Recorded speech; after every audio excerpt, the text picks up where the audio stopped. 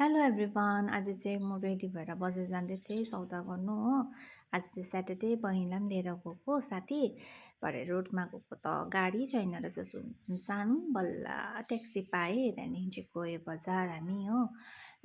हाट बजारमा झरेको त हाट बजार त सुनसान रहेछ। आज त स्याटरडे जस्तो पनि छैन रहेछ हो। भन्दै हामी चाहिँ सब्जी गर्नु पर्यो भनेर सब्जी हेर्दै थियो। के गर्नु सब्जी, के लानु भन्दै हेर्दै थियो।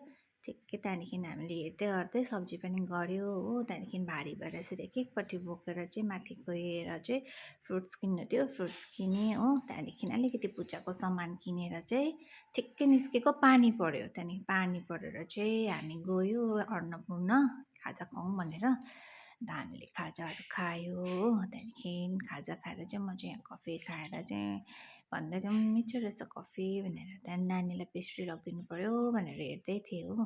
त्यहाँदेखिको चाहिँ गाडीमा चढेर आएँ।